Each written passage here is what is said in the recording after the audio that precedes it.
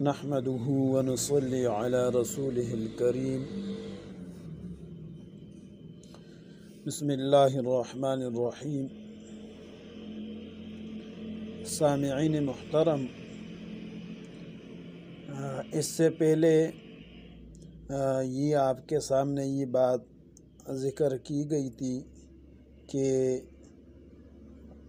حیوانات وہ 3 قسم پر ہیں۔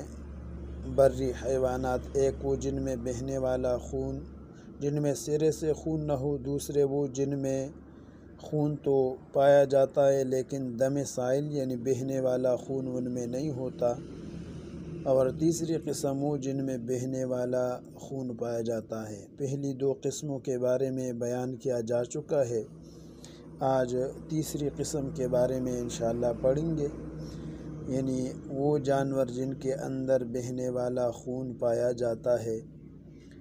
تو ایسے جانور 2 قسم پر ہیں، ایک وہ جو مانوس ہے، دوسرے وہ جو مانوس نہیں، وحشی ہے، جنگلی ہے۔ تو جو مانوس جانور ہے ان میں سے گائے،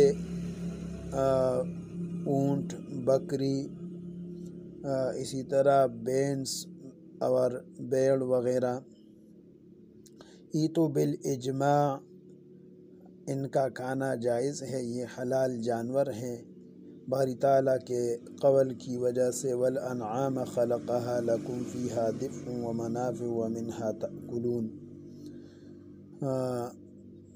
اور اسی طرح دیگر آیات سے بھی ان کی حلت ثابت ہیں۔ تو یہ مانوس جانور یہ حلال ہے۔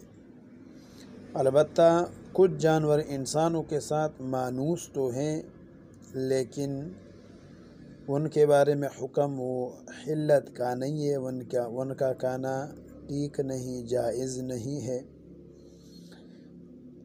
ان میں سے ایک جو ہے وہ گدھا ہے، اسی طرح گھوڑا اور خچر، یہ 3 جانور ایسے ہیں کہ یہ انسانوں کے ساتھ مانوس ہے، پالتو جانور ہے، لوگ ان کو پالتے بھی ہیں۔ تو ان کا حکم انشاءاللہ تفصیل سے بیان کریں گے۔ آج گدھے کے بارے میں، پالتو گدھا، اس کے بارے میں پڑھیں گے۔ تو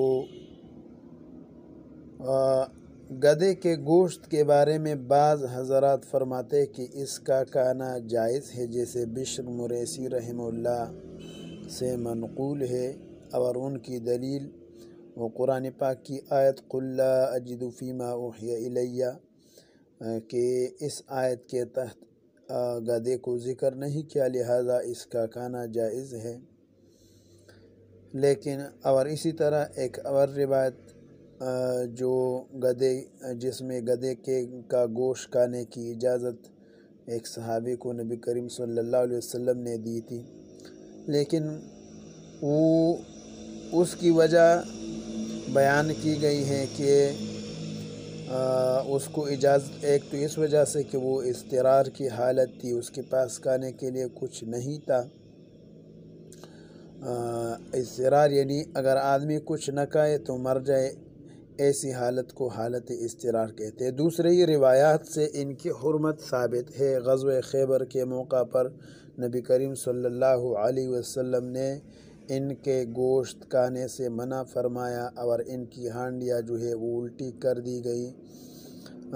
اسی طرح اسی موقع پر عورتوں کے ساتھ متعہ کو بھی جو ہے وہ حرام قرار دیا گیا، لہٰذا گدھے کا گوشت کھانا یہ جائز نہیں ہے۔ اور ہم اس کو محرم مطلقاً نہیں کہتے، ہم یہ نہیں کہتے کہ گدھے کے گوشت، پالتو گدھے کے گوشت کو محرم کا نام دیا جائے، کیونکہ ایک چیز جو ہے وہ محرم مطلقاً تب ہوتی ہے جب اس کی حرمت دلیل قطعی کے ساتھ ثابت ہو، لیکن جو چیز ایسی ہو کہ اس کی حلت اور حرمت وہ محل اجتہاد ہو تو ہم اس کو علی الاطلاق جو ہے محرم نہیں کہتے، بلکہ ہم اس کو مکروہ کا نام دیتے ہیں، اسی طرح علامہ کاسانی بدائع الصنائع میں فرمایا ہے کہ ہم اس کو مکروہ کہتے ہیں، مکروہ کا نام دیتے ہیں۔ ہم یہ نہیں کہتے کہ گدھے کا گوشت کھانا جو ہے یہ حرام ہے، ہم کہتے ہیں یہ مکروہ ہے گدھا۔